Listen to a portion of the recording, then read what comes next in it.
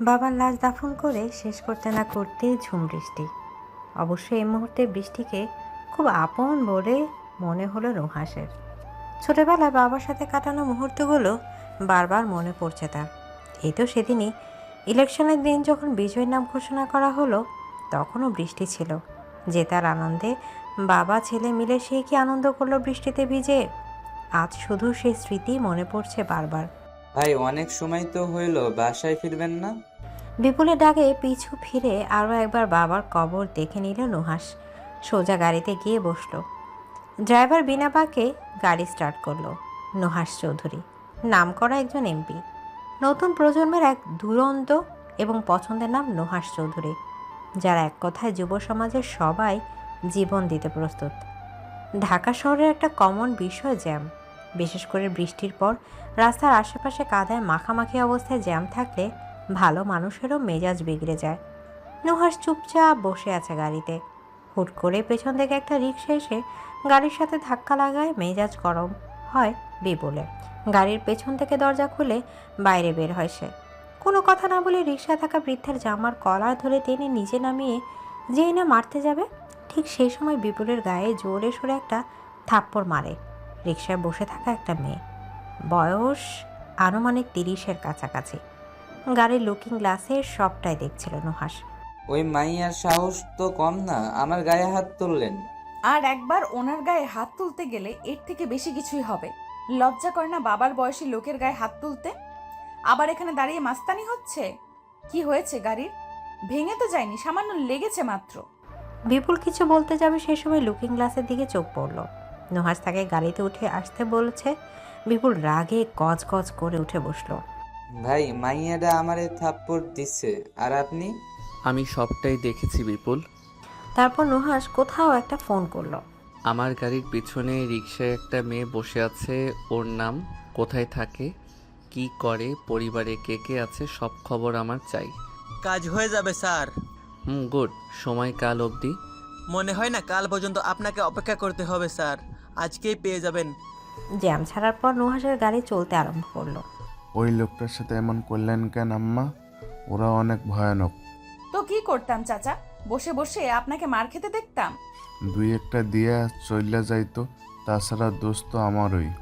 এটা একটা অ্যাক্সিডেন্ট চাচা, আর রাস্তায় এমন ঘটনা ঘটেই থাকে, তাই বলে কি গায়ে হাত তুলবে? মাফ করবেন, আমার এটা পছন্দ নয়। আর এইভাবে ওদের প্রশ্রয় দিলে আরো মাথায় চড়ে বসবে। বৃদ্ধার কথা বাড়ালো না। এটা বুঝে গেছে যে এই মেয়ে অন্যায় দেখলে চুপ থাকতে পারে না। তাই তিনি কোনো কথা না বলেই রিকশা চালাতে মনোযোগী হলেন। মেয়েটির নাম জান্নাতুল ছোঁয়া। সবাই ছোঁয়া বলেই ডাকে। পেশায় নাম করা উকিল। তার পেশা জীবনে আজ অবধি কোনো কেসে সে হারেনি। তার বাবাও একজন উকিল ছিলেন। মূলত বাবার স্বপ্নকে এগিয়ে নিতে সেও এই পেশাকেই বেছে নিয়েছে। রিকশা এসে থামলো একটা বড় বিল্ডিংয়ের নিচে। এখানে একটা অ্যাপার্টমেন্ট নিয়ে মা লুবনা বেগমকে নিয়ে থাকে ছোঁয়া। এটা তার বাবার রেখে যাওয়া।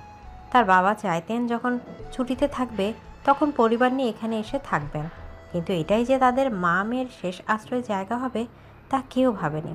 হঠাৎ একটা ঝড়ের সব উলট পালট হয়ে যায়। রিকশার ভাড়া মিটিয়ে ছোঁয়া দেখলো ব্যালকনিতে তার মা দাঁড়িয়ে আছে। এটা তার রোজকার কাজ। মেয়ে না ফেরা অবধি তিনি এখানেই অপেক্ষা করেন আর বই পড়েন। বাড়িতে ফিরে নুহাস তার মাকে দেখলো ঘুমিয়ে আছে। মূলত তাকে ঘুমের ওষুধ দেওয়া হয়েছে। মায়ের পাশে বোন নূর। ভাইকে দেখে এগিয়ে গিয়ে জড়িয়ে ধরল। বোনকে পরম আদরে জড়িয়ে নিল নুহাসও। আমার এখন কি অবস্থা?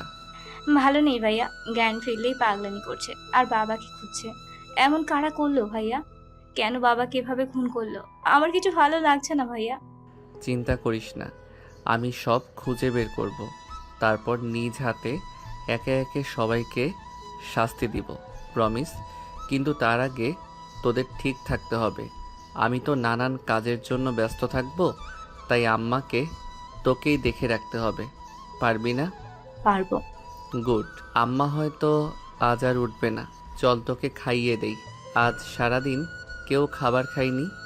নুহাস নূরকে খাইয়ে দিলে নূরও ভাইয়ে খাইয়ে দিল। তারপর নূর নিজের ঘরে গেল।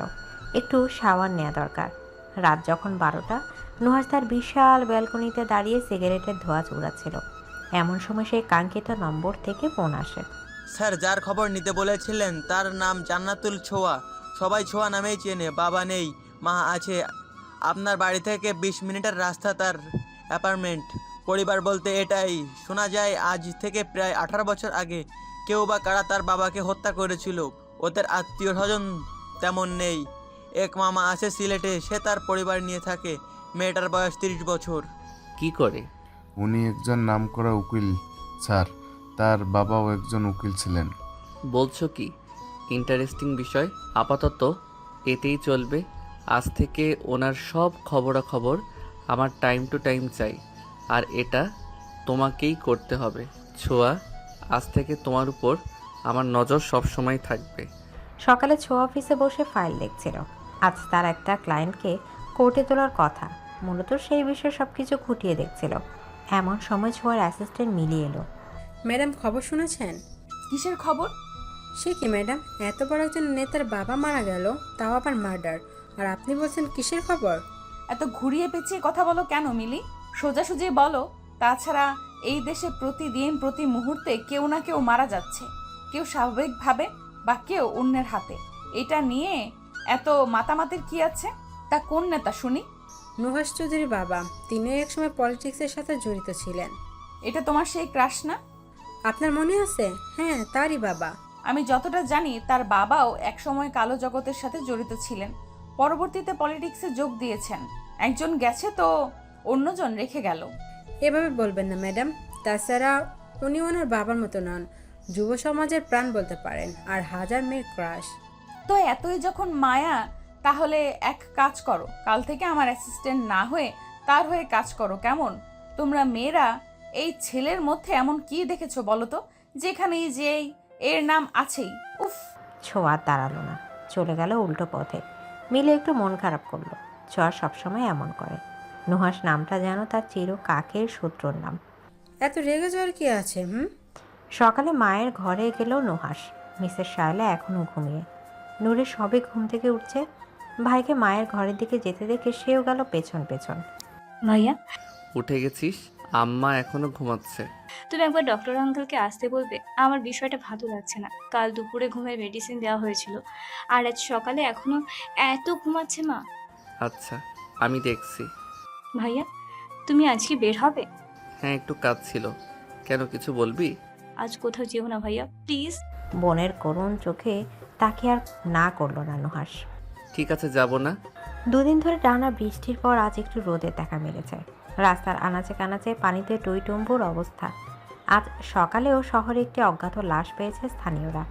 এটা নিয়ে এখন সবার চর্চা চলছে। গত 3 দিন আগেও পছন্দের অবসরপ্রাপ্ত নেতার নির্মম খুনে এমনিতে সবাই আতঙ্কের মধ্যে আছে। এত কিছুর মধ্যে পুলিশ এখনও খুনিকে খুঁজে পেতে সক্ষম হয়নি। পরপর 2টা খুন, তাও একই পদ্ধতিতে। সকালের খবরের কাগজ থেকে রীতিমতো চমকে গেল ছোঁয়া। আজকেও একটা লাশ পাওয়া গেছে মা। তুই পড়ার আগেই দেখেছি আমি, কিন্তু আমি বুঝতে পারছি না পুলিশ আইন শৃঙ্খলা বাহিনী কি করছে। এভাবে তাদের নাকের ডগা থেকে একের পর এক খুন হচ্ছে, আর তারা নাকি খুনিকে ধরতেই পারছে না। আইন শৃঙ্খলা বাহিনীর আর দোষ কি মা? খুনি এমন কোনো ক্লু রেখে যায়নি যা দিয়ে খুনি অবধি যেতে পারবে। তাহলে তো বলতেই হয় তাদের আইন কোনো কাজেরই নয়। এসব দেখলে তোর বাবার কথা মনে পড়ে যায়। তাছাড়া হয়েছে, বাদ দাও। এখন পুরনো কাসুন্দি ঘাটতে হবে না। তুমি বরং আজ জমিয়ে খিচুড়ি রান্না করো, সাথে গরুর গোশত। আজ ভালো খাওয়া দাওয়া হবে। আজ আমার খুব শান্তি লাগছে। তোকে আমি মাঝে মাঝে বুঝি না কেন বলতো? মানুষ ভয়ে আতঙ্কে মরে যাচ্ছে, আর তুই চিলমুড়ে আছিস। ওটা তুমি বুঝবে না মা। আজ চৌধুরী বাড়িতে এলাকা সহ আশেপাশের এলাকা পর্যন্ত সমস্ত সুবিধাবঞ্চিত মানুষের জন্য ভোজনের আয়োজন করা হয়েছে। এটা চলবে আগামী 3 দিন পর্যন্ত। তারা আসবে নিজেদের ইচ্ছে মতো, আর যেটা পছন্দ সে সেটাই খাবে। আর নুহাসের বাবা আলহাজ চৌধুরীর ইচ্ছা ছিল, খুন হবার 1 সপ্তাহ আগে তিনি নিজে কথা জানিয়েছিলেন নুহাসকে। নাহার বেগম আগের থেকে এখন অনেক সুস্থ, এখন একটু স্বাভাবিক হওয়ার চেষ্টা করছেন। ছেলে মেয়ের সামনে এভাবে থাকলে ওদেরও খারাপ লাগে, এটা তিনি বুঝেন। নুহাস ভোজনের সমস্ত আয়োজন দেখে কেবল ঘরে ফিরল। নাহার বেগমকে সোফায় দেখে সেদিকেই এগিয়ে গেল। আম্মা, বলো আব্বা, কিছু বলবে? আপনার শরীর এখন কেমন আছে? আলহামদুলিল্লাহ ভালো আছি আব্বা, তুমি কেমন আছো? আমিও আলহামদুলিল্লাহ ভালো আছি। আম্মা, নূর কোথায়, দেখছি না তো? মাত্রই ঘরে গেল, মেয়েটা কিছু খেলেও না। আপনিও তো কিছু খাননি আম্মা। আমি নূরকে ডেকে আনছি, আজ একসাথে খাবো সবাই। নুহাস বসে বসে কাজ করছিল। এমন সময় বিপুল এলো। ভাই আজও একটা বডি পাওয়া গেছে, স্যারকে যেভাবে মারা হয়েছিল ঠিক একইভাবে। সে কি, আমাকে আগে কেন বলিসনি? আপনি ব্যস্ত ছিলেন বলে বলিনি। বডিটা এখন কোথায়? মগাই আছে। আসলে অফিসার আপনার সাথে দেখা করতে চাই, এ বিষয় নিয়ে কথা বলবে। উনি বাইরে আছেন। আসতে বল। অফিসার বের করে দেওয়া কিছু ছবি নুহাস অনেক সময় নিয়ে দেখলো, কিন্তু তেমন কিছু বুঝলো না। ছবিগুলো দেখে তো তেমন কিছুই বোঝা যাচ্ছে না অফিসার। বাবার ফেসটা তবুও বোঝা গেছে, কিন্তু এর তো ফেসটাই বোঝা যাচ্ছে না। সেটাই তো প্রবলেম স্যার। খুনিও কি চালাক ভাবুন, মানে একটা ক্লুও রেখে যায়নি যেটা দ্বারা খুনি অবধি পৌঁছাতে পারবো। সত্যি বলছি, আমি আমার 10 বছরের কেরিয়ারে এমন কেস দেখিনি। বডি কিছুটা পচেও গেছে, বুঝেনি তো, টানা 2 দিন বৃষ্টিতে ভিজেছে। আচ্ছা, আশেপাশে কোনো সিসিটিভি ফুটেজ পাননি? এটাও চেষ্টা করেছি, কিন্তু আশ্চর্যের কথা হলো খুনের ঠিক 2 দিন আগেই ক্যামেরাগুলো কেউ বা কারা ভেঙে দিয়েছে। আর এটা কেউ দেখেনি? না, খুনি যে সব বুঝে শুনে এবং সাবধানতা অবলম্বন করেছে তা বোঝাই যাচ্ছে। সে যাই হোক, আপনার বাবার তদন্তের জন্য আমাদের আরও কিছু তথ্য প্রয়োজন স্যার। তবে এখন আমায় উঠতে হবে। প্রয়োজনে কল করলে অবশ্যই আমাদের সাথে কোঅপারেট করবেন আশা করি। অবশ্যই করব। আপনি নির্দ্বিধায় ডাকতে পারেন। বাবার খুনিকে ধরার জন্য আমি সব কিছুই করব। এবার বুঝতে পারছি এখানকার সবাই আপনাকে এত ভালোবাসে কেন, আপনার এই নম্র ব্যবহারের জন্য। অফিসারের কথা শুনে মুচকি হাসলো নুহাস, যার অর্থ নুহাস ছাড়া কেউ জানে না। নুহাস খুবই ব্যস্ত ইদানিং সব কিছু নিয়ে। এদিকে শহরে একের পর এক খুন হয়েই চলেছে। ছোঁয়া অফিসে যাওয়ার জন্য রেডি হচ্ছিল। পেছন থেকে ছোঁয়ার মা লুবনা বেগম মেয়ের খাবার নিয়ে দাঁড়িয়ে আছে। দেখে মনে হচ্ছে কিছু বলতে চায়। কিছু বলবে?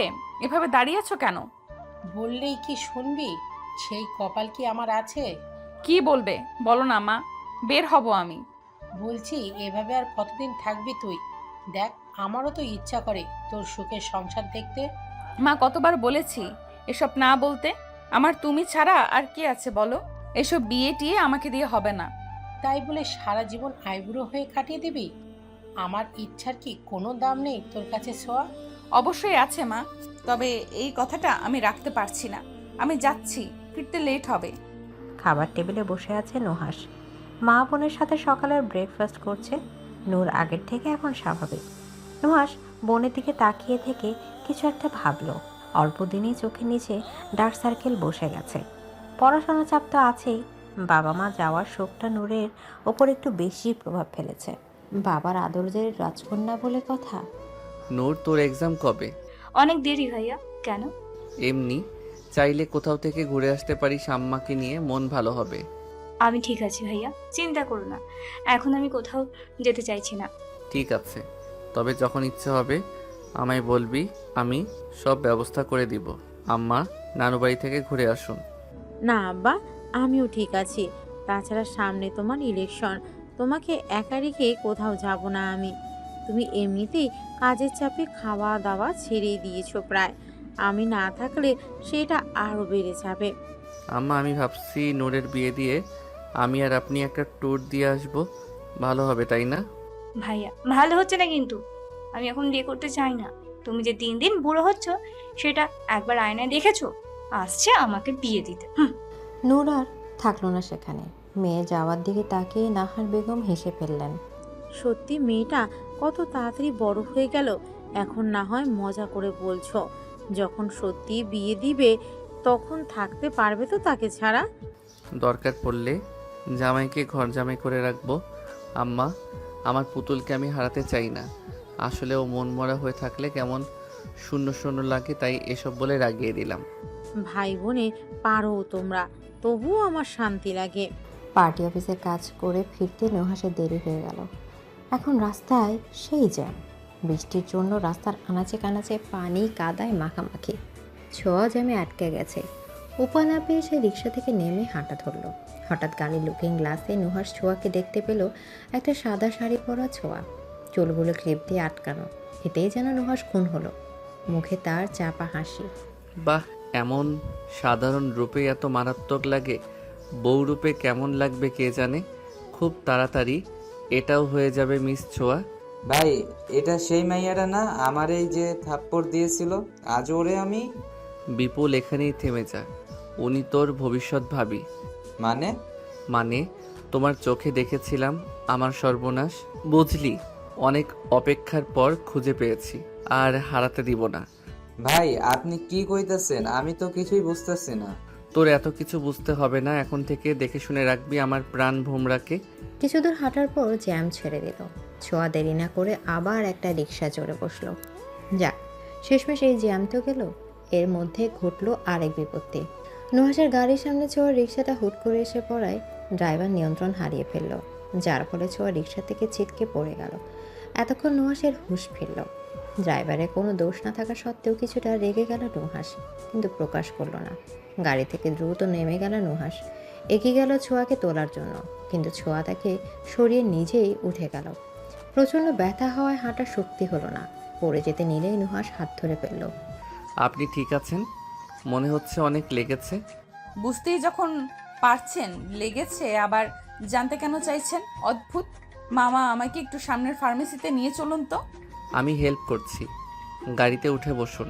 ছোঁয়া গোল গোল চোখে নুহাসের দিকে ফিরে তাকালো বললে ভুল হবে, মনে হচ্ছে গিলে খাবে। দেখুন, এভাবে তাকিয়ে কোনো লাভ নেই। যেহেতু আমার গাড়িতে এমন একটা ঘটনা ঘটে গেছে, তাই এর দায়ভারও আমার। আপনি প্লিজ চলুন। আপনাকে আমি বলেছি ড্রাইভার নিতে? বলিনি তো?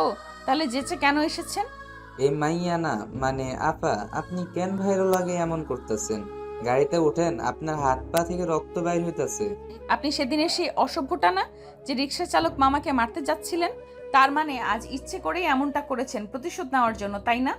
আস্তাগফিরুল্লাহ ভাই, এ কয় কি? আপনি থাকতে আমি নাকি প্রতিশোধ নিব? কয় এই মাইয়াটার উপকার করতে এলাম আর ওল্ডা অপবাদ দিয়ে দিল।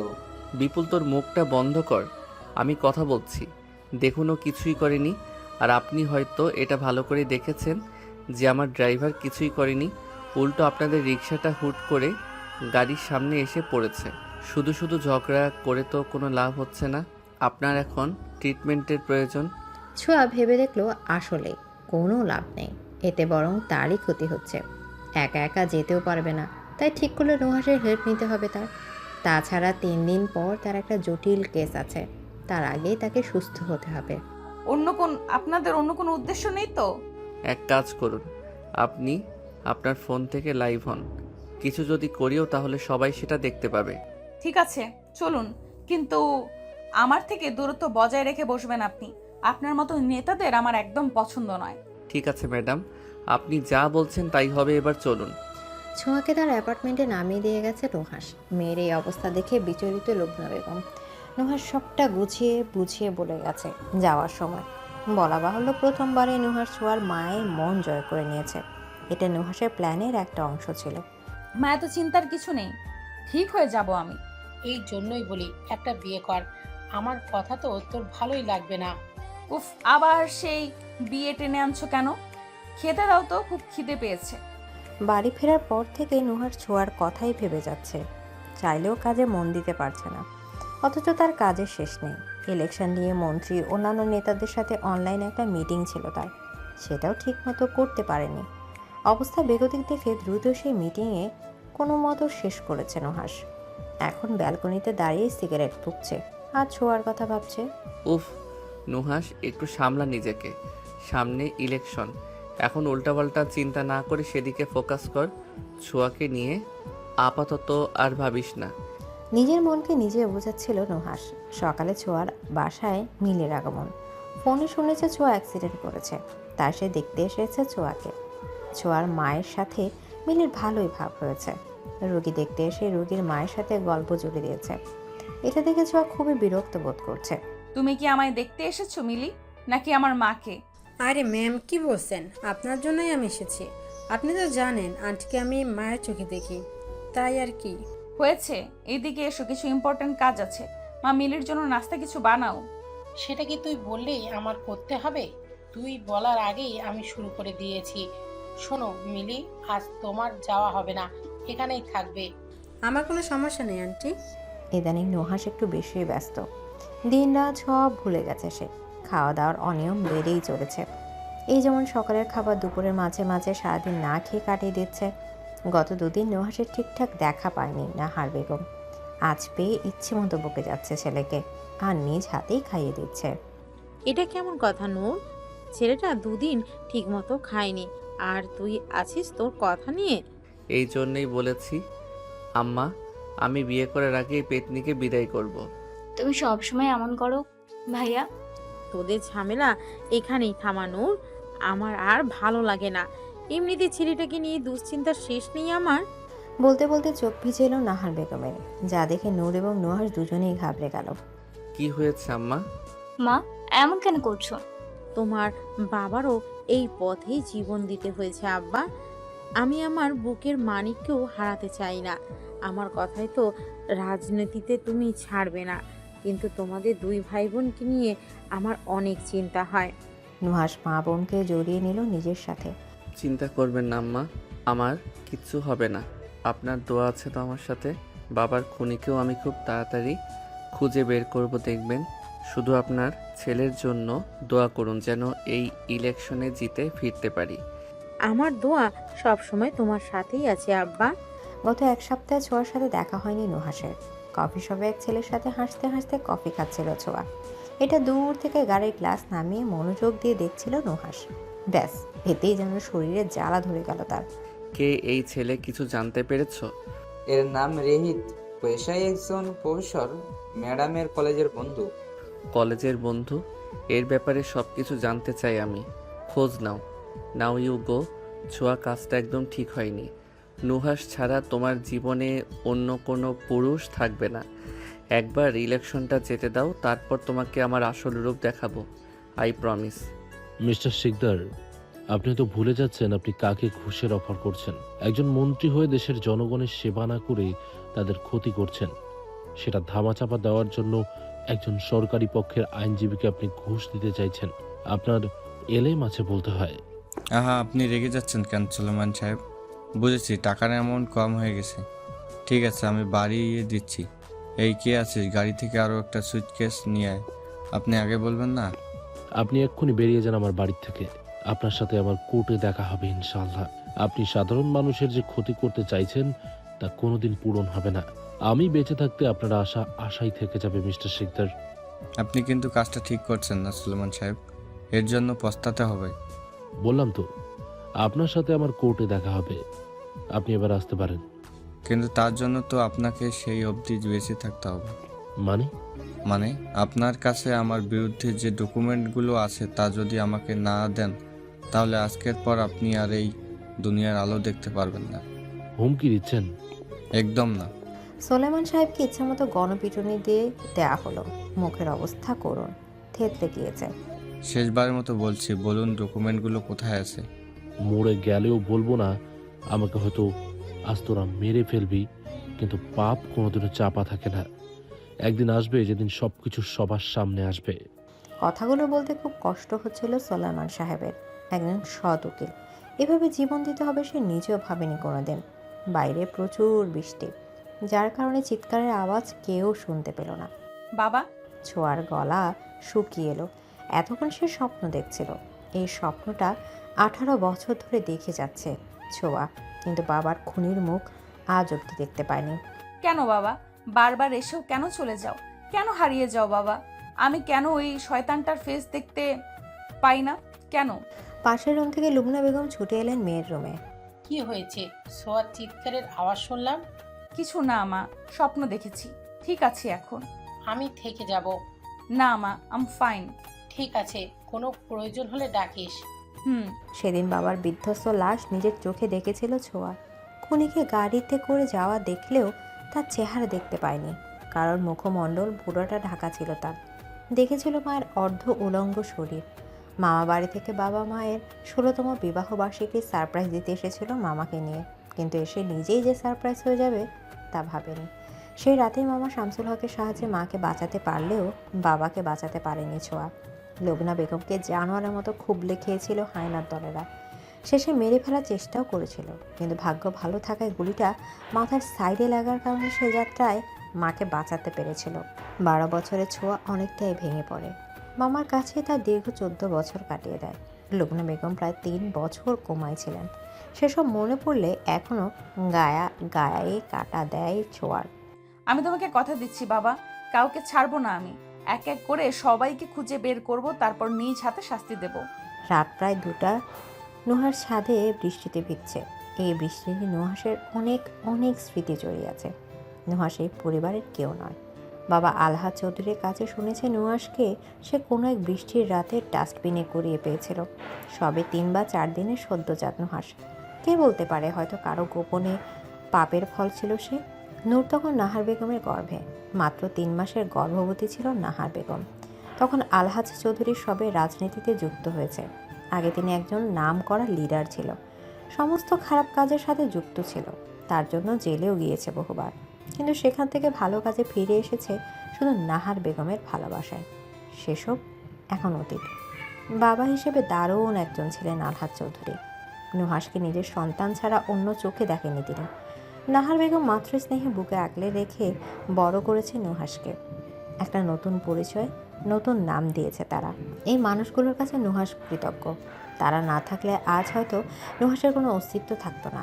হয়তো সেদিন ওখানে বৃষ্টিতে ভিজে মরে থাকতে, নয়তো কোনো কুকুর বিড়াল ছিঁড়ে খেত। হ্যাঁ, এরাই তো প্রকৃত আপনজন, নুহাসের সব কিছু।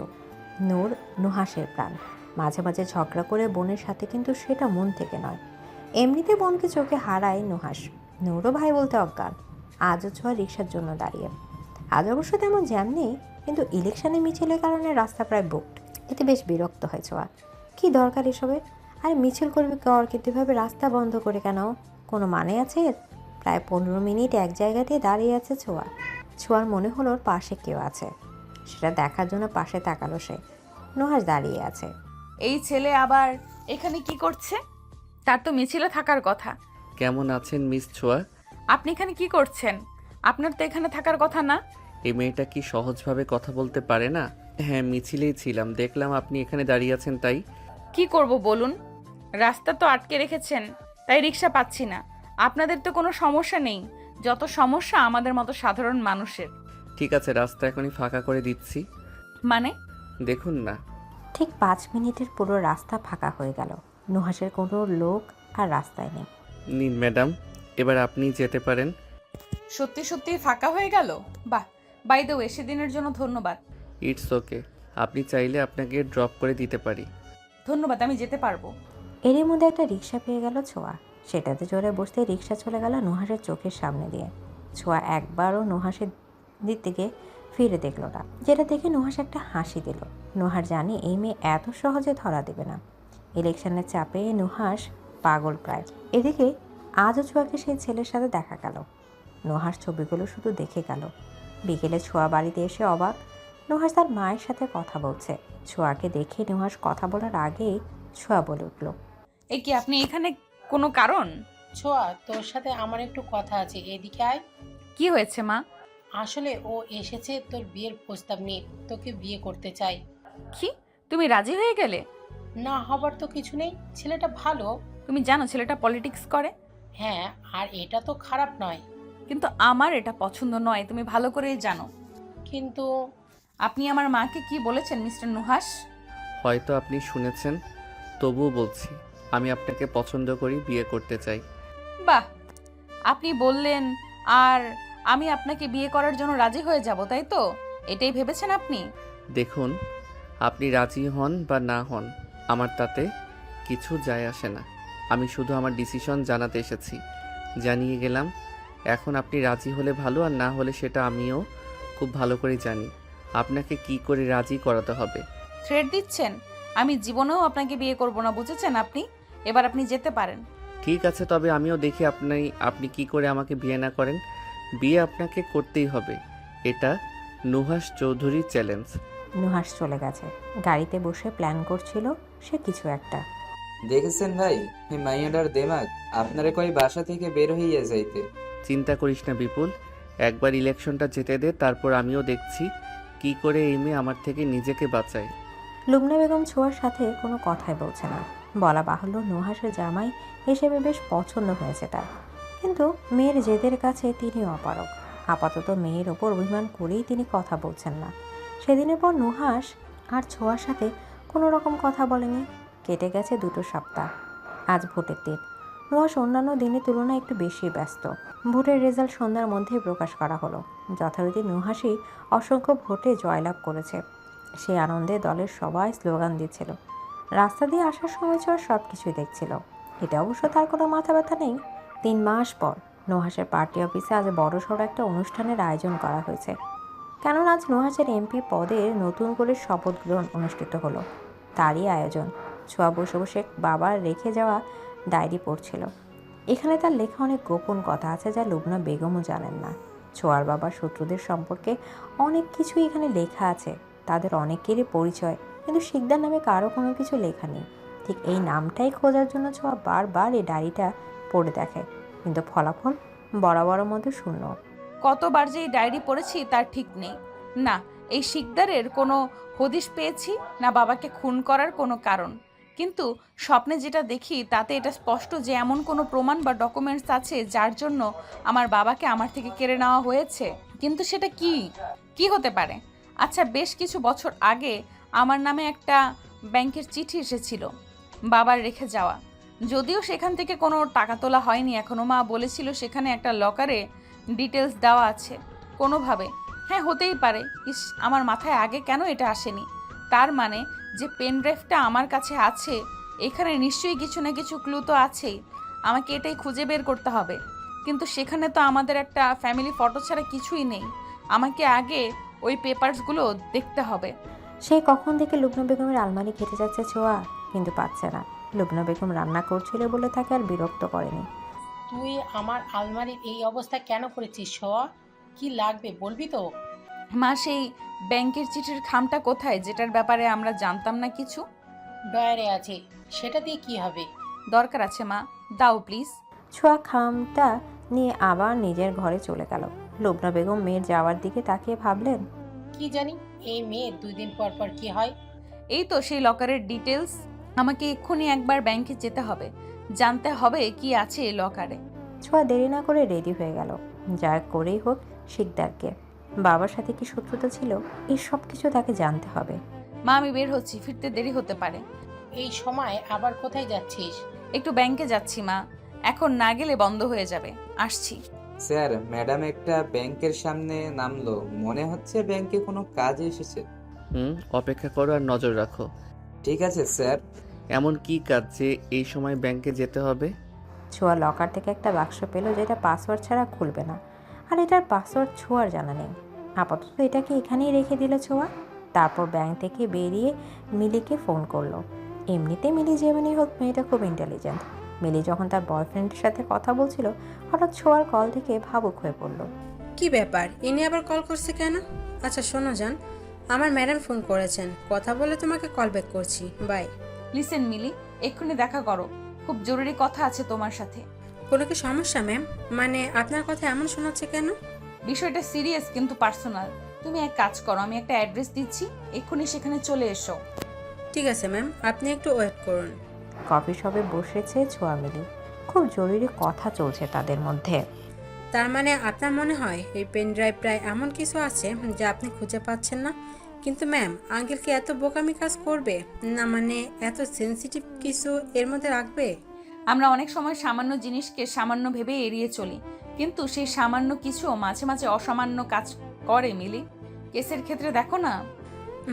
তা ঠিক, আপনি চিন্তা করবেন না ম্যাম, আমাকে 2 দিন সময় দিন, আই হোপ কিছু তো একটা পাবো। বিষয়টা খুবই গুরুত্বপূর্ণ মিলি। এই মুহূর্তে তোমাকে ছাড়া আমি কাউকে বিশ্বাস করতে পারছি না, তাই তোমাকে জানালাম। আই হোপ খুব তাড়াতাড়ি এর সমাধান পাবো। আমাকে আপনি ভরসা করেছেন, এটা আমার কাছে কতটা আনন্দের আপনাকে বলে বোঝাতে পারবো না ম্যাম। হয়েছে, ইমোশনাল হয়ে যেও না, অনেক বেলা হয়ে এলো, এবার আমাদের যেতে হবে। ঠিক আছে, চলি তবে। মন বলছে কিছু একটা হবেই। আমি এর শেষ দেখে ছাড়বো বাবা, তোমার মেয়ে তোমায় কথা দিচ্ছে। শহরে আজ আরও একটা অজ্ঞাত লাশের সন্ধান পেয়েছে পুলিশ। প্রথমে স্থানীয়রাই দেখেছে লাশটা, পরে পুলিশ খবর দেওয়ার পর তারাই উদ্ধার করেছে। এটাও মার্ডার কেস। পরপর 3টা খুন। পুলিশ প্রশাসন এবার বেশ চাপের মুখে। এবার পুরো শহর যেন আতঙ্কে থমকে গেছে। লাশের পাশে একটা কাগজে লেখা ছিল বেঈমানের ক্ষমা নেই। এটা অবশ্যই ছাপানো লেখা। কাজে হাতের লেখা দিয়ে খুনি অবধি পৌঁছানো একেবারেই অসম্ভব। সকালে এমন খবর দেখে ছোঁয়ার মনটা ফুরফুরে হয়ে গেছে। আমি বুঝতে পারছি না সাব্বির, তোমরা এখনো কেন খুনিকে ধরতে পারলে না? তোমার মতো একজন অভিজ্ঞ অফিসারের কাছ থেকে এমন কিছু আশা করা যায় না। কি জবাব দিব সবাইকে? এতগুলো খুনি আমি পেশের সামনে কি বলবো? স্যার আমরা তো চেষ্টা করছি, কিন্তু আমি আর কিছু শুনতে চাই না। খুনের সংখ্যা যেন 3 থেকে 4 যেন না যায়, এটা দেখার দায়িত্ব তোমার। পুরো শহরে এখন আতঙ্কিত। এবার তো পদত্যাগ করে বাড়িতে গিয়ে হাত পা গুটিয়ে বসে থাকতে হবে।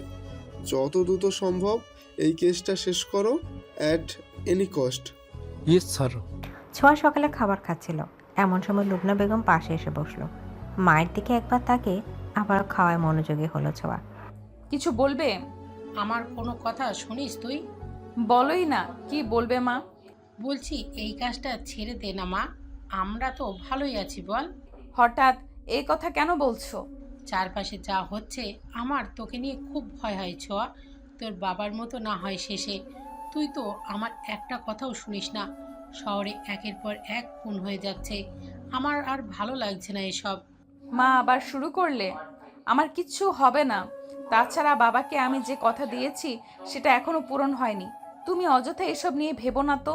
ছোঁয়া বলে গেল ঠিকই, কিন্তু লুবনা বেগমের দুশ্চিন্তা একটুও কমল না। আজকাল নিজের মেয়েকে তিনি বুঝে উঠতে পারে না, কেমন একটা গা ছাড়া ভাব। বলছিলাম সব তো হলো আব্বা, এবার বিয়েটাও করে ফেলো। আমার তো বয়স হয়েছে, তোমরা 2 ভাই বোন সারাদিন বাসায় থাকো না, আমি একা একা কেমন বোরিং লাগে। অথচ এই বয়সে নাতি নাতনি নিয়ে আমার খেলা করার কথা, সেটা কি তুমি চাও না? ঠিক বলেছো মা, আমারও তো ফুপি হতে ইচ্ছে করে নাকি। সকাল সকাল কি শুরু করলেন আম্মা? যাই হোক, খুব তাড়াতাড়ি আপনার ইচ্ছে পূরণ করব। সত্যি বলছো ভাইয়া? এত অবাক হবার কি আছে? তোকেও বিদায় করার ব্যবস্থা করছি। একবার তোর পরীক্ষা শেষ হোক। তোমার সেই ইচ্ছা কোনোদিনও পূরণ হবে না। আমি তোমার ঘাড়ে বসে বসে জীবন পাই। নূর থাম এবার, নুহাসকে কিছু বলবি তখন আমাকেও তো বললি না। ও হ্যাঁ, আগামী বুধবার আমাদের ভার্সিটি ডিপার্টমেন্ট থেকে সবাই রাঙামাটি যাবে। আমিও যেতে চাই ভাইয়া। অনেক দূরে, তোকে আমি একা একা যেতে দিব না, তাই তোর যাওয়া হচ্ছে না। তুমি কিন্তু আমাকে বলেছিলে আমি যেখানে যেতে চাই যেতে দিবে। ভাইয়া প্লিজ। আর আমি তো একা যাচ্ছি না, আমার সাথে আমার বন্ধুরাও যাবে। মা ভাইয়াকে বলো না। আমি কি বলবো? তাছাড়া এটা তো সত্যি, এত দূরে একা একা কি করে যেতে দেই? তুমি অন্তত ভাইয়ার মতো বলো না মা। আচ্ছা ঠিক আছে, তবে আমার একটা শর্ত আছে। 2 জন গার্ড যাবে, ওরা আলাদা যাবে, কিন্তু একা যাওয়া যাবে না। এখন আমার চারপাশে বিরোধী দলের লোকজন সুযোগ খুঁজছে। আমি চাই না তোর বা আম্মার কোনো বিপদ হোক। ঠিক আছে, তাই হবে। তবে ওরা কিন্তু দূরে দূরে থাকবে। বেশ? ম্যাম, আপনি যেটা বলছিলেন সেটাই সত্যি। আমি এমন কিছু পেয়েছি যেটা হয়তো আপনি যা খুঁজছেন তাই হবে। কি বলছো? কিন্তু কি করে পেলে? কেন, ছবির ভিতরে ছবি? মানে হচ্ছে আপনাদের ফ্যামিলির ফটোর পিছনে আরও একটা ছবি আছে, কোনো একটা পেন্টিংয়ের ছবি, সেখানে উত্তরটা আছে। মানে তুমি বলতে চাইছো ছবিটাই ক্লু? কিন্তু ছবিটা কি করে ক্লু হতে পারে? এক্স্যাক্টলি ম্যাম, ছবি তো ক্লু নয়, কিন্তু ছবির নিচের দিকে একটু কিছু কোড আছে। সম্ভবত যিনি পেন্টার, এটা তার বিশেষ কোনো কোড যা তিনি তার পেন্টিংয়ের সব ছবিতে ব্যবহার করে থাকেন। আর আঙ্কেল খুব চালাকির সাথে সেটাকে কাজে লাগিয়েছেন। বাহ, তুমি তো কামাল করে দিয়েছো মিলি। আমি আসছি। তোমার কথা যদি সত্যি হয় তাহলে আমার অনেক হেল্প হবে। ছোঁয়া, তোর খাবার খেয়ে যা, কখন থেকে নিয়ে বসে আছি। আমি এখন যেতে পারবো না মা, আমার জরুরি একটা কাজ আছে, এখনই যেতে হবে আমায়। আরে শোন, আমাদের সিলিন্ডার শেষ হয়ে গেছে, যা চলে গেল, কখন আসবে কে জানে। ছোঁয়া এতটা এক্সাইটেড যে মায়ের শেষের কথাটা শুনতে পেল না। সে এখন একটা কথাই ভাবছে, অবশেষে শিকদার নামের হদিস পাওয়া যাবে।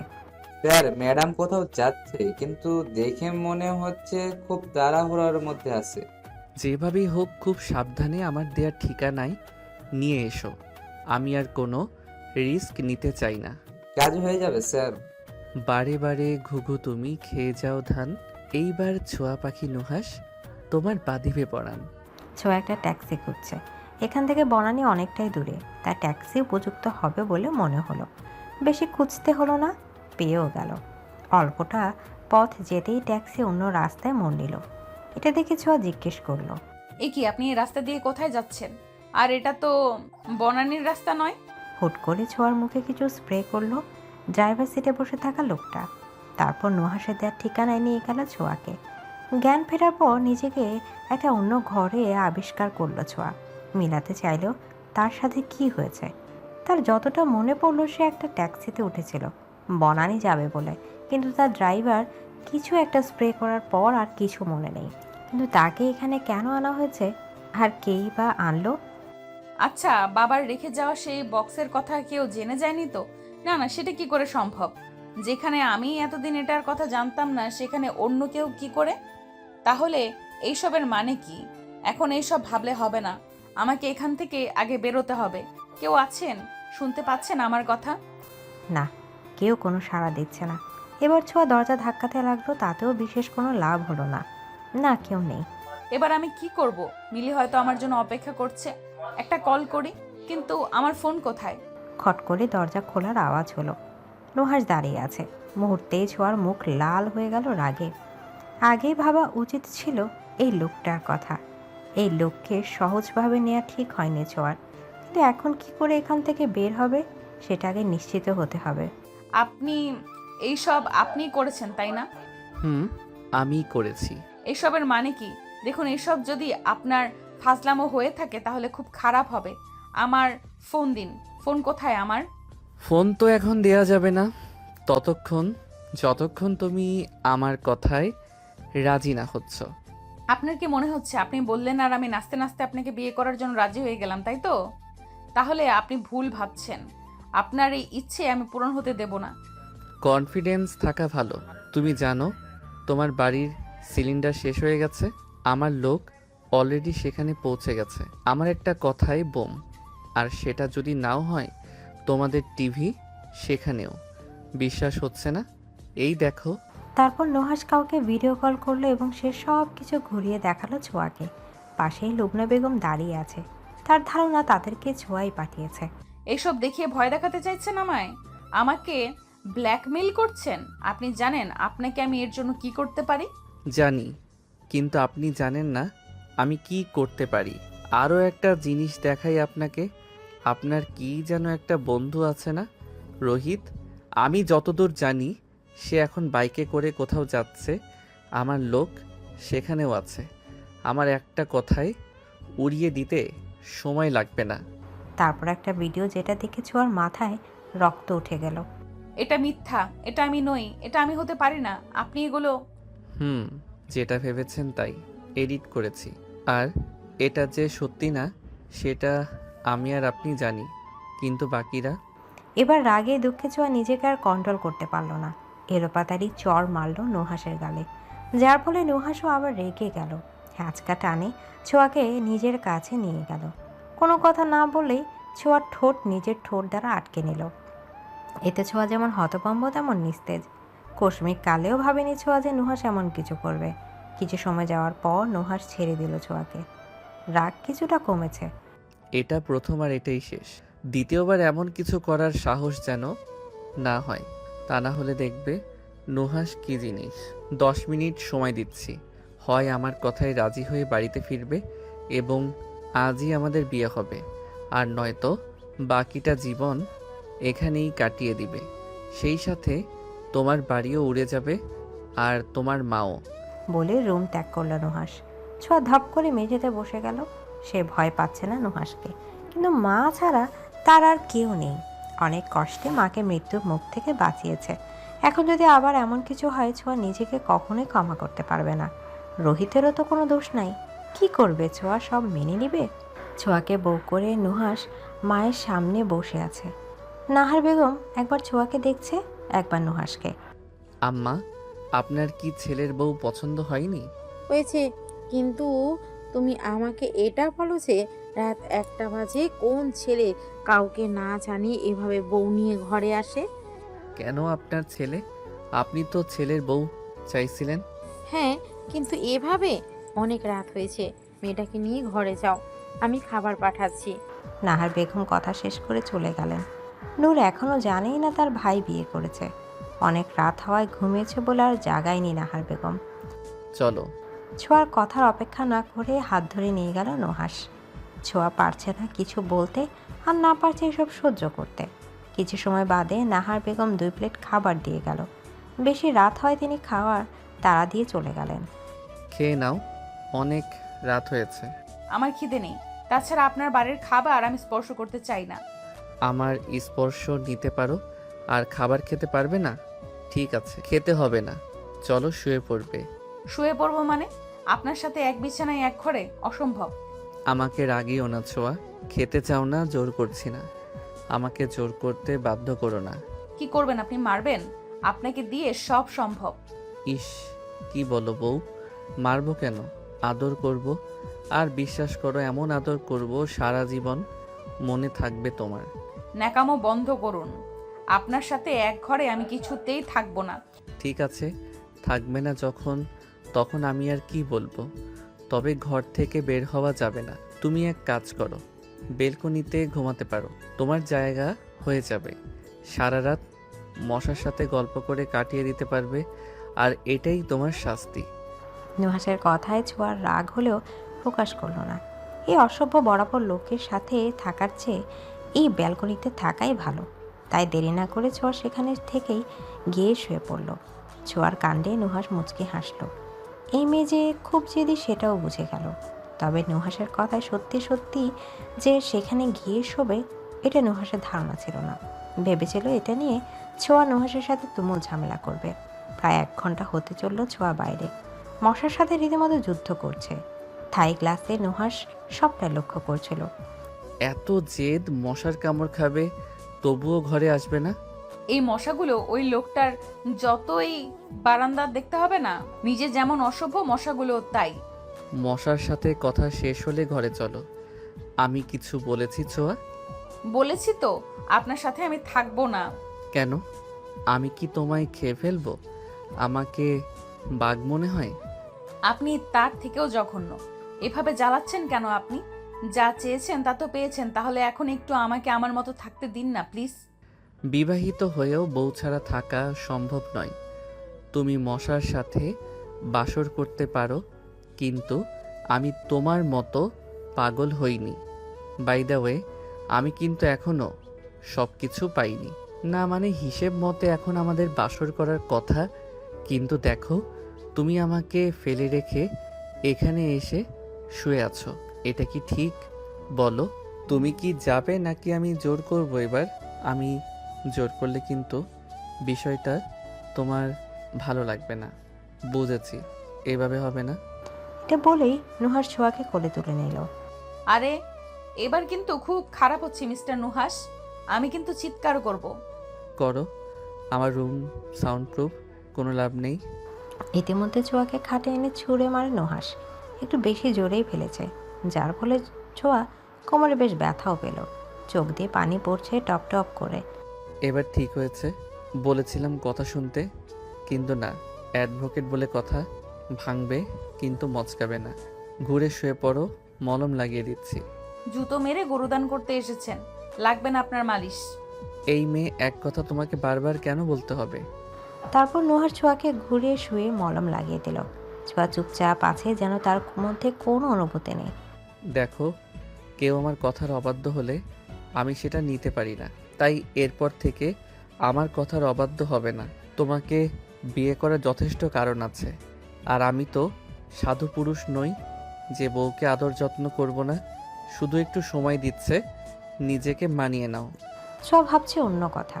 কি এমন কারণ থাকতে পারে যে নুহাস এত মেয়ে ছেড়ে তাকেই বিয়ে করার জন্য এত কিছু করলো, যেখানে প্রায় প্রতিটি মেয়ের স্বপ্নের পুরুষ নুহাস চৌধুরী, সেখানে কিনা তার মধ্যে একটা মেয়েকে বিয়ে করলো? না, আর ভাবতে পারছে না ছোঁয়া। সারাদিনের ক্লান্তি আর কান্নার ফলে দুচোখে ঘুম নেমে এলো। নুহাস খেয়াল করে দেখলো ছোঁয়া ঘুমিয়ে পড়েছে। আজ ছাড় পেয়েছো ছোয়ারানি, কাল থেকে আর পাবে না। সকালে কারো চিৎকারে ঘুম ভাঙে ছোঁয়ার। মাথাটা একটু বেশি ব্যথা করছে। প্রথমে বেশি গুরুত্ব না দিয়ে আবারও শুয়ে পড়ল। পরক্ষণে আবার সেই চিৎকার। গলাটা কেমন চেনা চেনা লাগছিল। রোহিত, আরে কে তুমি বাবা? এভাবে আমার ছেলের বউকে ডাকছো কেন? কি হও তুমি ছোঁয়ার? আপনার ছেলের বউ? হ্যাঁ, নুয়াজ চৌধুরী। কালই ওদের বিয়ে হয়েছে, কিন্তু তুমি কে? আন্টি প্লিজ একবার ছোঁয়াকে ডেকে দিন, আমার ওর সাথে কথা আছে। রোহিত। ছোঁয়া, আমি যা শুনছি তা কি সত্যি? তুমি বিয়ে করে নিয়েছো, হ্যাঁ কি না? হ্যাঁ, তুমি যা শুনেছো সব সত্যি, কিন্তু তুমি এটা করতে পারলে? তুমি জানতে না আমি তোমায় কতটা পছন্দ করি? তুমি জানতে না তুমি আমার কাছে কতটা গুরুত্বপূর্ণ? কেন এমন করলে ছোঁয়া? একবার বলতে পারতে আমায়। আমি জানি তুমি আমায় ভালোবাসো না, ভেবেছিলাম এখন ভালোবাসো, কিন্তু না, একদিন ঠিকই বাসবে। এভাবে ঠকালে আমায়। তুমি ভুল বুঝছো রোহিত। আমার কোনো উপায় ছিল না এই বিয়েটা ছাড়া। প্লিজ। তাহলে কেন বিয়েটা করেছো বলো? কারণ আমরা একে অপরকে ভালোবাসি তাই। হাই, আমি Nuhas Chowdhury. Meet my wife Chhoya Chowdhury. ছোঁয়া, তুমি শুধু একবার বলো এসব মিথ্যে, তাই না? আমি তোমাকে এখন থেকেই নিয়ে যাব। শান্ত হও রোহিত, এসব সত্যি। আমি তোমার সাথে যেতে পারবো না, আমায় ক্ষমা করে দিও। ছোঁয়ার দাঁড়ালো না। রোহিত যেন পাথর হয়ে গেছে। কত স্বপ্ন সাজিয়েছিল ছোঁয়াকে নিয়ে। এভাবে সব স্বপ্ন নিমিষে শেষ হয়ে যাবে তা কি সে ভেবেছিল? স্বপ্ন ছিল তাদের ছোট্ট একটা সংসার হবে, ভালোবাসা ভরপুর থাকবে সে সংসারে। কিন্তু হলো কি? আসলেই বুঝি মেয়েরা ছলনাময়ী হয়? আমার মনে হয় আপনার আর কিছু বলার নেই মিস্টার রোহিত, এবার আপনি যেতে পারেন। নুহাস আবারও ছাদের দিকে গেল। এতক্ষণ সব কিছু আড়াল থেকে দেখছিল নূর। সামনে আসার সাহস হচ্ছিল না। ঠিক কতগুলো দিন পর মনের পুরুষটাকে দেখলো সে। আগের চেয়ে অনেক সুন্দর হয়ে গেছে। এই বুঝি তার সেই ভালোবাসার মানুষ, যার জন্য নূরের মতো মেয়েকে প্রত্যাখ্যান করছিল রোহিত। তার জীবনে অন্য কেউ আছে যাকে সে খুব ভালোবাসে, তাই অযথা যেন রোহিতকে বিরক্ত না করে নূর। এটাই তো বলেছিল রোহিত। রোহিতের প্রত্যাখ্যান মন থেকে মেনে নিতে পারেনি নূর। কারোর সাথে বিষয়টা শেয়ারও করতে পারছিল না। প্রথমে ভালোবাসা ভালো লাগা খুব ভয়াবহ হয়। কেউ কেউ পরিণতি মেনে নিতে পারলেও অনেকেই সেটা পারে না। নূরও সেই দলের একজন। মানসিকভাবে অনেকটাই ভেঙে পড়েছিল। পরপর দুবার ফেল করে নূর। সেই হতাশায় একদিন রাস্তা পারাপারের সময় অসাবধানে রোড অ্যাক্সিডেন্ট করে নূর। ক্ষত খুব গভীর হওয়ায় সেগুলো ঠিক হতে অনেক সময় লাগে। ছোটবেলায় সমবয়সী বন্ধুদের সাথে খেলা করতে গিয়ে একতলা ছাদ থেকে পড়ে গিয়েছিল নূর। এক পা ভেঙে গিয়েছিল এবং হাতে অনেক জখমও হয়েছিল। সেবারই তার প্রথম স্কুলে যাওয়ার কথা ছিল, কিন্তু মেয়ের এই অবস্থায় আর স্কুল যেতে দেয়নি বাবা আলহাজ চৌধুরী। 2 বছর বাদে ফের স্কুলে ভর্তি হয়। সব কিছু মিলিয়ে পড়াশোনা অনেক পিছিয়ে যায়। তারপর নতুন করে আবার শুরু করতে অনেকটা সময় লেগে যায়। এসব নিয়ে আর ভাবতে চায় না নূর। ভাবলে কেমন গা শিউরে ওঠে। ভেবেছিল এই লোকটার সামনে আর কোনো দিন আসবে না, কিন্তু আজ এই অবস্থায় এভাবে দেখে থাকতে পারছে না। রোহিত এখনও সেভাবে দাঁড়িয়ে আছে। ফিরে যাওয়ার জন্য মাত্রই ঘুরছিল সে। এমন সময় খুব পরিচিত এক কণ্ঠস্বর থামিয়ে দিল তাকে। আজ থেকে প্রায় 3 বছর আগে এই কণ্ঠস্বর শুনেছিল। হুট করে মেয়েটা কোথায় হারিয়ে গেল? তারপর কেটে গেছে অনেকগুলো দিন। সময়ের সাথে সাথে ভুলেও গিয়েছিল সব। আজ হঠাৎ আবার কেন যেন সব কিছু চোখের সামনে ভেসে উঠল। তুমি এখানে? হ্যাঁ, আমি এই বাড়ির মেয়ে, আর নুহাস চৌধুরী আমার ভাই। কথাটা শোনা মাত্র যেন বড়সড় একটা ধাক্কা খেল রোহিত। নূর এই বাড়ির মেয়ে? কই, কখনো তার চালচলন দেখে এটা মনে হয়নি যে নূর এমন বাড়ির মেয়ে হতে পারে। কথাবার্তায় কেউ বুঝবে না। যেখানে আজকালকার দিনে এমন পরিবারের ছেলেমেয়েরা দাম্ভিক একটা ভাব নিয়ে চলাফেরা করে, সেখানে নূরকে দেখে এটা বোঝার উপায় নেই। বরাবরই দেখে এসেছে সাধারণ পোশাক, সাধারণভাবেই থাকতে। তার থেকে বড় কথা, নূর চাইলেই তাকে প্রত্যাখ্যান করার জন্য ভাইয়ের পাওয়ার কাজে লাগিয়ে তাকে অনেক কিছুই করতে পারত। তাহলে নূর কেন এসব করলো না? সব কিছুই কি তার নাটক, নাকি সত্যি সত্যি নূর এমন? প্রশ্নটা আর প্রকাশ করলো না রোহিত। বসুন না স্যার, আপনাকে ঠিক লাগছে না। আমি এখানে বসতে আসিনি। এত বছর পর পুরানো প্রতিশোধ নিলে, তাই না নূর? এসব আপনি কি বলছেন স্যার? আমি কেন আপনার থেকে প্রতিশোধ নিতে যাব? হ্যাঁ, প্রতিশোধ নিচ্ছ তুমি তোমার ভাই মিলে। তোমরা ভালো মানুষের যে মুখোশ পরে ঘুরে বেড়াও না, এটা আসলে তুমিই না। যদি প্রতিশোধ নেওয়ারই হতো তাহলে তার জন্য 3 বছর অপেক্ষা করতাম না স্যার। প্লিজ আমাকে বিশ্বাস করুন, আমি সত্যিই জানতাম না যে ভাবি আপনার সেই ভালোবাসার মানুষ। বিশ্বাস? আমি কাউকে বিশ্বাস করি না, তোমাকেও না। ভালোবাসার মানুষ এত বেহায়া কেন হয়? কষ্ট আছে যেন কেন মানুষ বারবার সেই দিকে অগ্রসর হয়। এই জন্য সে তো ভেবেছিল আর কোনো দিন রোহিতের সামনে যাবে না, ভুলে যাবে তাকে। সামনে যায়নি ঠিকই, কিন্তু ভুলতে কি পেরেছে? মানুষটাকে এভাবে দেখেই তো নিজেকে আর আড়ালে রাখতে পারেনি নূর। কিন্তু এবারও বরাবর মতো লোকটা তাকে ভুল বুঝলো। সে কি জানে নূরের উপর দিয়ে 3টা বছর কি গেছে?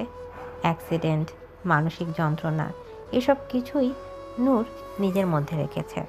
যদি প্রতিশোধ নিতেই চাইতো তাহলে কি এতদিন চুপ করে থাকতে পারতো? একজনকে পাগলের মতো ভালোবাসা, অথচ যে তাকে ভালোবাসে তার কোনো মূল্যই নেই।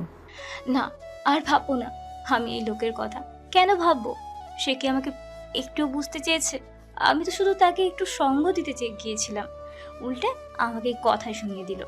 সকালে সবাই খেতে বসলে ছোঁয়া আসেনি। রোহিত যাওয়ার পর থেকে ছোঁয়ার নিচে নামেনি। নুহাসও তখন কিছু বলেনি, তবে এখন মনে হচ্ছে একটু বেশি করে ফেলেছে ছোঁয়া। এদিকে নূর চুপচাপ করে বসে আছে, খাচ্ছে না কিছুই। তোর আবার কি হলো? খাচ্ছিস না কেন? ভাইয়ের কথায় ভাবনা থেকে বের হলো নূর। একটু আমতা আমতা করে খাওয়ায় মনোযোগী হলো। বারান্দার কাঠফাটা রোদে দাঁড়িয়ে আছে ছোঁয়া। জীবনটা কেমন এই দিনেই পাল্টে গেল। এমন জীবন সে চায়নি। নিজের ফোনটাও নেই। নুহাস এখনও তো ফেরত দেয়নি। মায়ের সঙ্গে কাল দেখা করে এনেছিল বিয়ের পর। এভাবে চলতে থাকলে তো বাবাকে দেয়া কথা রাখতে পারবে না সে। খেতে যাওনি কেন ছোঁয়া? নুহাসকে দেখে বিরক্তিতে চোখ মুখ কুঁচকে ফেলল ছোঁয়া। তার জীবনে যত সমস্যা, যত বিপত্তি, সব এই লোকটার জন্য। কেন? আমি কি আমার মতো একটু থাকতে পারি না? এতেও কি আপনার পারমিশন নিতে হবে? তুমি ঠিক কী চাইছো বলো তো? কাল যা যা না করেছি সেগুলো করি, আমার কিন্তু কোনো সমস্যা নেই। অসভ্যতা সব পিএইচডি করে ফেলেছেন, তাই না? ছোঁয়াকে কোমর ধরে কাছে টেনে নিল নুহাস। এতে রাগের মাত্রা আরও বেড়ে গেল ছোঁয়ার। তাই নিজের রাগকে কন্ট্রোল করতে নুহাসের গায়ে আবারও হাত তুলে ফেলল। নুহাস ক্ষিপ্ত হয়ে চোখ দিয়ে মনে হলো ছোঁয়াকে গিলে ফেলবে। সমস্যা কি আপনার? হুটহাট গায়ে কেন হাত দিয়ে বসেন? শুনুন, আমি এখনো এই বিয়েটা মানি না, তাই আমার কাছাকাছি আসার চেষ্টাও করবেন না। খুব বার বেড়েছে তাই না? দেখাচ্ছি, ঘরে চলো। এক প্রকার টেনে হিঁচড়ে নিয়ে এলো ছোঁয়াকে। হাতে খুব ব্যথাও করছে, কিন্তু রাগের চেয়ে ব্যথার পরিমাণ কম। এখানে যত খাবার আছে 10 মিনিটে শেষ করতে হবে। যদি শেষ না হয় আমি নিজ হাতে খুব ভালো করে আপ্যায়ন করে খাইয়ে দিব। নাও ফার্স্ট। খাবারের দিকে তাকিয়ে ছোঁয়ার গলা শুকিয়ে এলো। 10 মিনিট কি সারাদিন ওই খাবার শেষ করা তার পক্ষে সম্ভব নয়? এত রাতে সে খাবে কি করে, তা আবার 10 মিনিটে? ভাবতে ভাবতে যে সময় শেষ হয়ে গেছে ছোঁয়াটা টেরই পেল না। তের তখনই পেল যখন মুখে নুহাস খাবার পড়ে দিল। ছোঁয়াকে মুখের খাবার শেষ করার সময়টুকু দিচ্ছে না নুহাস। একের পর এক লোকমা দিয়েই যাচ্ছে। একসময় শুতে না পেরে ছোঁয়া মুখের খাবারগুলো ফেলে দিল, যা দেখে নুহাস হাত উঁচু করে মারার জন্য থেমে গেল। এই মুহূর্তে নাহার বেগম উপস্থিত হলেন। এসব কি আব্বা? মেরে ফেলবে নাকি মেয়েটাকে? ছোঁয়া খাবার ফেলে অনবরতই কেসে যাচ্ছে। দম কেমন আটকে আসছে তার। নাহার বেগম দ্রুত ছোঁয়ার কাছে এগিয়ে এলো। আম্মা, ওকে বলে দিবেন দ্বিতীয়বার যেন এমন জেদ আমাকে না দেখায়। আমার একটা কাজ আছে, আসছি। নাহার বেগম ছোঁয়ার বুক ডলে দিচ্ছেন। মেয়েটাকে দেখে খুব মায়া হলো তার। নুহাস হঠাৎ করে এমন কেন করছে সেটাই বুঝতে পারছেন না তিনি। তার ছেলে তো এমন নয়। ঠিক আছে বৌমা, যার ঘরে এমন একজন স্বামী আছে সে ঠিক না হয়ে পারে? খুব ভালো আছি আমি। আমার ছেলেটা এমন নয়, কিন্তু তুমি চলো, আমি তোমাকে খাইয়ে দিই। আমার খিদে নেই আন্টি, প্লিজ। আন্টি? কেন? আমি তোমার মা নই? আমার সময় লাগবে, আমি একটু একা থাকতে চাই। ঠিক আছে, তবে কিছু লাগলে আমায় বলবে, কেমন? মা না ভাবো, বন্ধু ভাবতেই পারো। বিকেলে ছোঁয়া বসে বসে বই পড়ছিল। ছোঁয়ার মতো নুহাসেই ঘরে প্রচুর বই আছে, সেখান থেকে বই নিয়ে পড়ছিল ছোঁয়া। বাইরে নু দাঁড়িয়ে আছে, ভেতরে আসবে কি আসবে না সেটাই ভাবছে। ছোঁয়ার সাথে এখনো দেখা বা কথা হয়নি নূরের, তাই এসেছে আলাপ করতে। ভেতরে আসবো? কে? এসো। আমি নূর, নুহাস ভাইয়ের ছোট বোন। আমি ছোঁয়া। আমার যে একটা ননদ আছে জানতাম না তো। কারণ তুমি এখন আমাকে দেখোইনি। বাই দ্য ওয়ে, তুমি করে বলছি, কিছু মনে করছো না তো? আসলে আমার মনে হয় আমরা সমবয়সী, তাই। মনে কেন করব? আমার আরো ভালো লাগবে। এমনিতেই আমার বয়সে কোনো ফ্রেন্ডস নেই। তাহলে সকালে যিনি এসেছিলেন?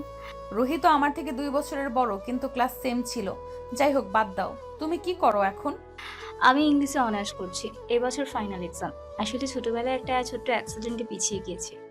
মাঝের ঘটনাগুলো আড়াল করল নূর। কোনো ব্যাপার না। এক কথায় দুই কথায় অনেকটা সময় কেটে গেল। নুহাসের কথা ছোঁয়া প্রায় ভুলেই গেল। যাক, দুটো মানুষ এ বাড়িতে আছে যার অন্তত এই লোকটার মতো নয়। ছোঁয়া এটুকু বুঝেছে নুহাসের হাত থেকেও রেহাই নেই, তাই আস্তে আস্তে নিজেকে মানিয়ে নিতে হবে। সেই সাথে তার লক্ষ্য পূরণের জন্য হলেও অন্তত কোনো ঝামেলা করা যাবে না। এরই মধ্যে লুবনা বেগম মায়ের সাথে দেখা করে গেছেন। মেয়ে যে তার একমাত্র বেঁচে থাকার কারণ, বিকেলে নাহার বেগম কিচেনে রান্না করেছিল। এই বাড়িতে কাজের লোকের অভাব নেই, তবে ছেলে মেয়ে মায়ের হাতের রান্না ছাড়া খেতে পারেন না। আম্মা, আসবো? আরে ছোঁয়া মা, এসো। কিন্তু তুমি এখানে কেন এলে? আমাকে ডাকলেই পারতে। কিছু লাগবে? আসলে ঘরে থেকে বোর হচ্ছিলাম, তাই আমি আপনাকে হেল্প করব। এ মা, তুমি তো সবে কাল এলে, এখনই এত কাজ করতে হবে না। চলো, তোমাকে আমি আমাদের ফ্যামিলি ফটো দেখাই। তারপর একে একে সবার ছবি দেখালেন নাহার বেগম। নুহাসের ছোটবেলার কিছু ছবি দেখে শাশুড়ি বৌমা একটু হাসাহাসি করলো। হঠাৎ একটা ছবি দেখে চপ প্রশ্ন করলো, এটা কার ছবি? কারণ ছবিটার ফেসটা ভালো করে বোঝা যাচ্ছিল না, তাছাড়া মুখের অনেকটা অংশ নিয়েই ব্যান্ডেজ করা। এটা কে আম্মা? চেহারা তো বোঝা যাচ্ছে না। এটা আমার নূরের। আসলে মেয়েটা ছোটবেলা থেকে কোনো না কোনো বিপদ হয়েই থাকতো। ছোটবেলায় ছাদ থেকে পড়ে গিয়েছিল, তারপর প্রায় 3 বছর আগে জানি না আমার মেয়েটা কি হয়েছিল, পরপর 2বার এইচএসসিতে ফেল করে। হতাশায় রাস্তা পার হতে গিয়ে আমার মেয়েটা জীবন থেকে 3টা বছর চলে যায়। তবে আমার মনে হয় মেয়েটা অন্য কোনো কিছু নিয়ে চিন্তায় ছিল। ও নিজে থেকে কিছু না বললে জোর করেও লাভ হয় না। আগে আমার মেয়েটা অনেক চঞ্চল ছিল, এখন অনেকটাই চুপচাপ হয়ে গেছে। নূর 2বার অ্যাক্সিডেন্ট করেছে? কই, তখন তো কিছুই বললো না। তাহলে কি সত্যি অন্য কোনো কারণ আছে? এরা ভাই বোন এত রহস্যময় কেন? নুহাস বাড়িতে ফিরেছে অনেক রাতে। প্রতিদিনের ন্যায় আজও নাহার বেগম ছেলের অপেক্ষায় ছিলেন। ছেলেকে না দেখে ঘুমোতে পারেন না তিনি। দুশ্চিন্তায় কাটে সারা রাত। আম্মা, এখনো জেগে আছেন কেন? এটা তোমার কেমন কাজ আব্বা? আচ্ছা, এখন তো তোমার ইলেকশন নেই, তবু কেন এত রাত করে ফেরো? একটু কাজ ছিল আম্মা। আপনি খেয়েছেন? তুমি তো জানো রাতে তোমাকে খাইয়ে না দিলে আমিও খেতে পারি না। বলেছি তো আম্মা, যেদিন আমার ফিরতে দেরি হবে আপনি খেয়ে নেবেন। মা ছেলে খাওয়ার পর্ব চুকিয়েছে অনেক আগে, তবুও বসে আছে। নোটা কেমন যেন হয়ে গেছে আব্বা, সেই আগের মতো চুপচাপ। আর সারাদিন ঘর থেকে বের হয়নি মেয়েটা। হয়তো পড়াশোনা নিয়ে ব্যস্ত আম্মা। আপনি তো জানেন এমনিতেই কতগুলো বছর ও পড়াশোনা থেকে দূরে ছিল। ছোঁয়া ঘুমে। নুহা সদ্য বিবাহিত স্ত্রীর পানেছে। ঘুমলে সবাইকে বুঝি আমার নিষ্পাপ লাগে। এই মেয়ে জানেও না যে তার ঘুমন্ত চেহারায়ও নেশা কাজ করে। নুহাসের মাথায় একটা শয়তানি বুদ্ধি এলো। সকালে নিশ্চিত ছোঁয়া এটা দেখলে তুলকালাম বাঁধিয়ে ছাড়বে। প্রিয় দর্শক বৃন্দ, ভিডিওটি দেখার জন্য অনেক অনেক ধন্যবাদ। আমাদের এই ভিডিওটিতে একটি লাইক দিলে আর আমাদের এই ছোট্ট চ্যানেলটিকে সাবস্ক্রাইব করে আমাদেরকে সাপোর্ট করলে আমরা নতুন নতুন ভিডিও আপলোড করার অনুপ্রেরণা পাবো। আমাদের চ্যানেলটি সাবস্ক্রাইব করে আমাদের সাথে জুড়ে থাকুন এবং এইরকমই ভিডিও দেখতে থাকুন। ধন্যবাদ।